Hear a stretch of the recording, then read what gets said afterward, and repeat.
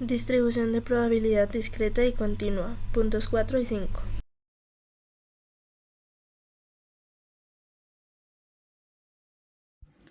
Hola a todos, mi nombre es Adriana Sánchez, estudiante de Negocios Internacionales, y como parte de la actividad 4 de la unidad voy a explicar el punto número 4 sobre la distribución de Poisson, que modela las llamadas de apoyo recibidas en línea púrpura. El problema nos dice que en horarios nocturnos entre 7 p.m. y 7 a.m. se reciben en promedio 6 llamadas cada hora solicitando apoyo.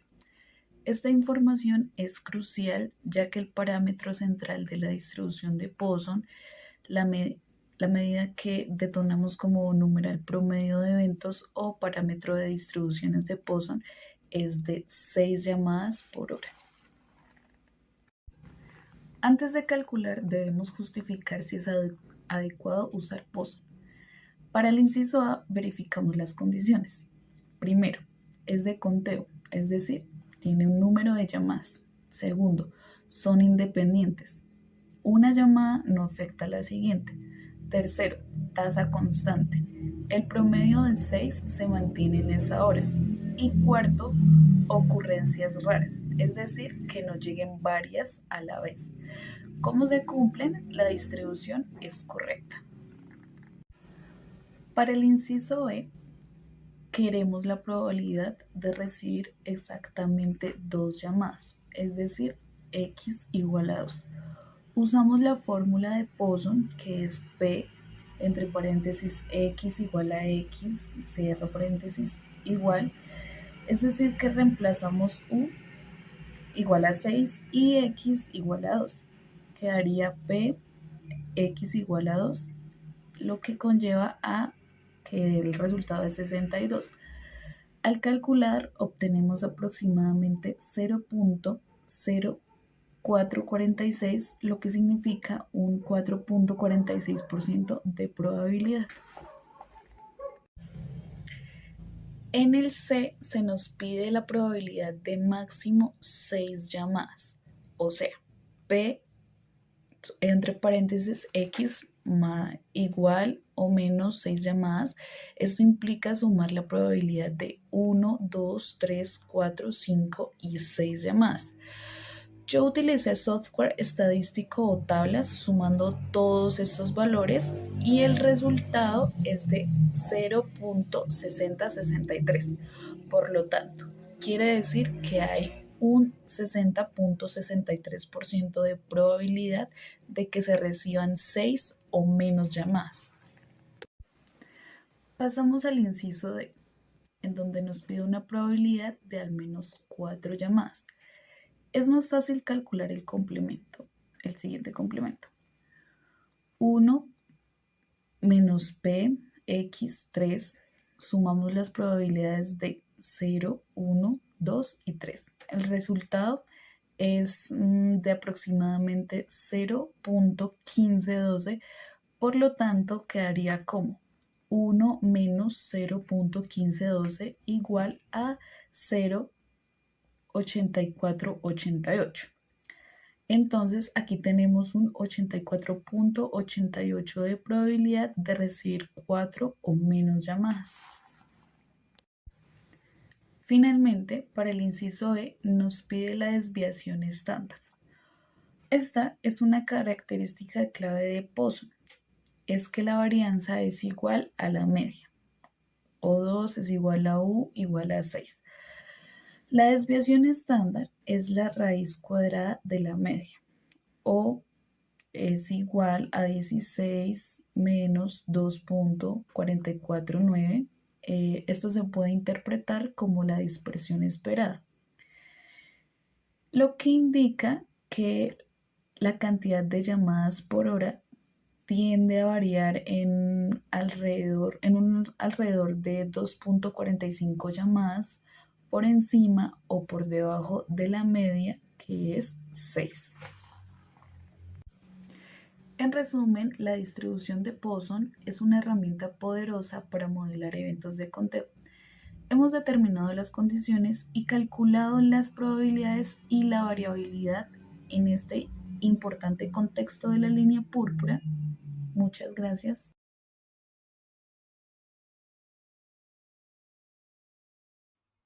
Muy buenos días, mi nombre es Daniela Sánchez, estoy cursando actualmente tercer semestre de negocios internacionales y en el video de hoy voy a explicar paso a paso cómo resolver ejercicios de estadística inferencial, específicamente sobre la distribución normal, en este caso el numeral 5 de la actividad asignada. Primero que todo, pues conocer el contexto del ejercicio, en el cual son los resultados de las pruebas Saber Pro del segundo semestre del año 2023. Nos dicen que los puntajes se distribuyen normalmente con una media de 223 puntos y una desviación estándar de 23,4.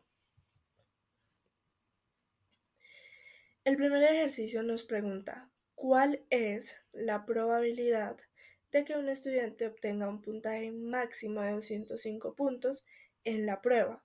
Matemáticamente esto se escribe como P de x menor o igual que 205. Como la distribución es normal, el primer paso será transformar ese valor 205 a un puntaje z usando la fórmula que se muestra en pantalla, la cual es z igual a x menos la media sobre la desviación. Reemplazamos los datos y obtenemos que z es igual a menos 0,77. Ahora buscamos este valor en la tabla de la normal estándar y vamos a obtener un valor aproximado de 0,221, que de forma porcentual se expresaría como un 22%. En el segundo ejercicio obtenemos cuál es la probabilidad de que un estudiante obtenga al menos 240 puntos en la prueba. Vamos a usar exactamente la misma estructura del ejercicio anterior. Primero le vamos a calcular el valor de z para x, obteniendo 0,73, y este valor lo vamos a buscar en la tabla obteniendo 0,766. Eso para el valor de obtener 240 puntos o menos, pero nosotros queremos saber 240 puntos o más.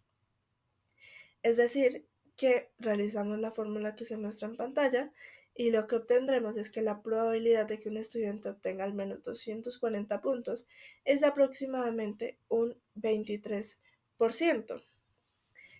En el literal C nos preguntan qué porcentaje de estudiantes obtuvieron una puntuación superior a 200, pero inferior a 230. Esto se expresa matemáticamente como se evidencia en la imagen de P igual a 200 menor que X menor que 230. La manera de resolverlo será calcular las dos probabilidades y restarlas, tal cual como se muestra en la imagen. Vamos ahora a encontrar en la tabla el valor de P de x menor o igual que 230 igual a P de z menor que 0,30, obteniendo 0,618. Calcularemos entonces el valor de z para 200 y de la tabla de igual forma como se calculó anteriormente. Ahora sí se van a restar y obtenemos que aproximadamente el 45,5% de los estudiantes obtuvo una puntuación mayor que 200 y menor que 230 puntos. La clasificación de rendimiento y percentiles. En el ejercicio plantea una clasificación de rendimiento de los estudiantes en 5 grupos usando porcentajes.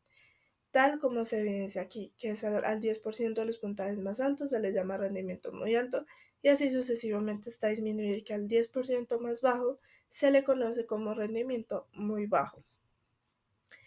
En el numeral D nos indican que ¿qué puntaje debe obtener un estudiante para ser clasificado como desempeño muy alto?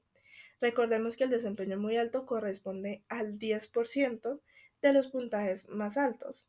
Eso significa que debemos encontrar el puntaje que deja por debajo el 90% de los estudiantes. Es decir, necesitamos conocer el percentil 90. En la tabla normal estándar, el valor de z corresponde al percentil 90, es aproximadamente de 1,21. Entonces vamos a usar la fórmula para pasar de z a x, que es x igual a la media más z por la desviación estándar. Reemplazamos los valores y aproximadamente podemos decir que un estudiante debe obtener alrededor de 253 puntos o más para ser clasificado como de desempeño muy alto. En el literal E nos preguntan, ¿qué puntaje debe obtener un estudiante para ser clasificado como desempeño bajo? Según el enunciado bajo, corresponde al 20% que está por debajo del grupo medio, pero por encima del rendimiento muy bajo. Primero calculamos el percentil 10, que es el límite entre rendimiento muy bajo y desempeño bajo. El valor de Z para el percentil 10 será aproximadamente de menos 1,28. Ahora vamos a calcular el percentil 30, que es el valor de Z para el 30%, que aproximadamente será de 0,52.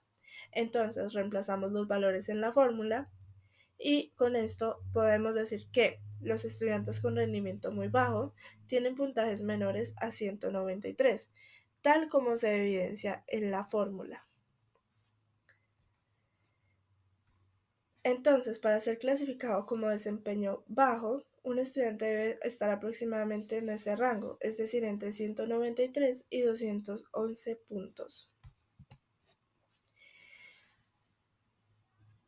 Para el numeral número F, tenemos que los puntajes para que los estudiantes con rendimiento alto. El rendimiento alto corresponde al 20% que está justo por debajo del rendimiento muy alto y por encima del desempeño medio. Esto significa que es un grupo que está entre los percentiles número 70 y del 90%. En la tabla de la normal, el valor Z al percentil 70 es de aproximadamente 0,52. Por tanto, vemos la fórmula que está propuesta de la siguiente manera. Esto quiere decir que el rendimiento alto está formado por los estudiantes que obtienen puntajes entre aproximadamente 235 y 253 puntos. Para cerrar en este ejercicio, utilizamos siempre la misma estrategia y es identificar el dato de X que nos preguntan, transformarlo a Z utilizando la media y la desviación estándar, usar la tabla de la normal estándar para encontrar las probabilidades y los percentiles y finalmente interpretar los resultados.